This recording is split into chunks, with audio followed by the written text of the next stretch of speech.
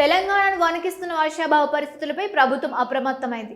హన్మకొండ జిల్లా కలెక్టరేట్ వేదికగా ఉమ్మడి వరంగల్ జిల్లా స్థాయి అత్యంత కీలక సమీక్షా సమావేశం రాష్ట్ర రెవెన్యూ సమాచార పౌర సంబంధాల శాఖ మంత్రి పొంగులేటి శ్రీనివాస్ రెడ్డి అధ్యక్షతన ఈ ఉన్నత స్థాయి సమీక్ష సమావేశం నిర్వహించారు. తీవ్రమవుతున్న ఎల్నినో ప్రభావం, కరువు ముప్పును తిప్పికొట్టేందుకు ముందస్తు కంటింజెన్సీ కార్యాచరణ ప్రణాళికను సిద్ధం చేయడమే ఈ సమావేశం ప్రధాన అజెండాగా కొనసాగింది. ఈ కీలక సమావేశంలో వ్యవసాయం, తాగునీరు, విద్యుత్ మరియు వైద్య ఆరోగ్య శాఖల సంసిద్ధతపై మంత్రి పొంగులేటి శ్రీనివాస్ రెడ్డి శాఖల వారీగా సుదీర్ఘ సమీక్ష నిర్వహించారు.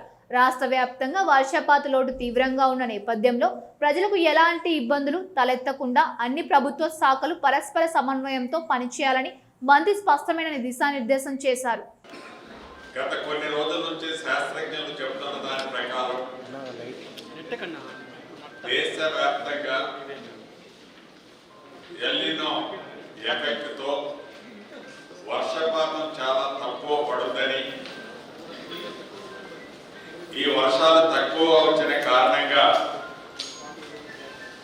దేశంలో అన్ని రాష్ట్రాల్లో ఉన్న పరిస్థితి, ముఖ్యంగా మన సౌత్లో, ముఖ్యంగా మన తెలుగు రాష్ట్రాల్లో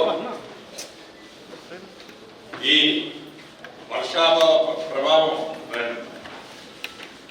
మరింత తీవ్రంగా ఉంటుందనేది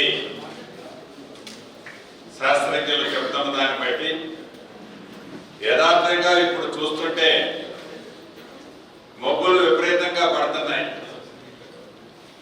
చెరువులు, పుట్టలు, వాగులు అన్నీ కూడా ఈ రోజే నిండిపోతున్నాయి, అన్నీ కలుస్తున్నాయి అన్నట్టు అనిపిస్తుంది.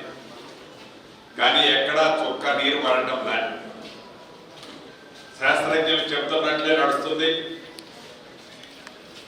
3 రోజుల క్రితం ఏదైతే కేబినెట్ జరిగిందో ఆ కేబినెట్ సమావేశంలో గౌరవ ముఖ్యమంత్రి గారి అధ్యక్షతన రాష్ట్ర కేబినెట్ ఉన్నతాధికారులందరూ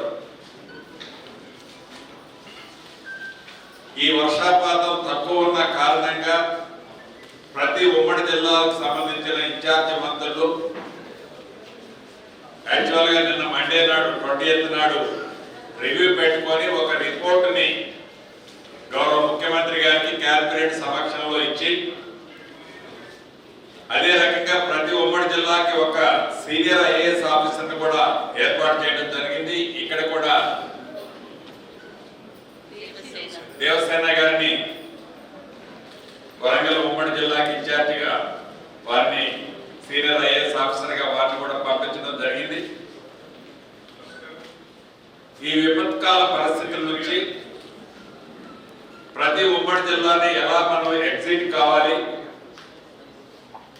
రైతన్నులకి మనం ఏ రకమైన భరోసా ఇవ్వాలి, తాగునీటి సమస్యని ఎట్లా ఓవర్కమ్ కావాలి, అదే రకంగా ఎన్ఆర్జీఎస్ లో పనిచేసే కూలీగా పనిచేసే ఆ కుటుంబ సభ్యులని ఎలా ఆదుకోవాలి, ఇలా ఒక 4-5 ప్యాటర్న్స్ లో డీటెయిల్ రిపోర్ట్ ఒకటి ఎవరీ నియోజకవర్గం బై నియోజకవర్గం, మండలం బై మండలం ఒక డీటెయిల్ రిపోర్టు కలెక్ట్ చేయాలన్నది రాష్ట్ర ప్రభుత్వం యొక్క ఆలోచన.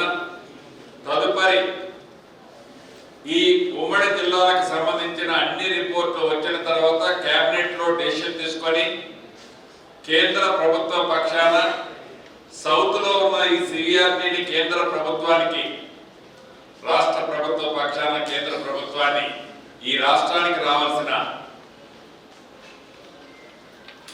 కేంద్ర ప్రభుత్వం సపోర్ట్ చేయాల్సిన అంశాల మీద కేంద్ర ప్రభుత్వంతో కూర్చొని చర్చించాలి అనేది గౌరవ ముఖ్యమంత్రి గారు కేబినెట్ మనం నిర్ణయం తీసుకుంది.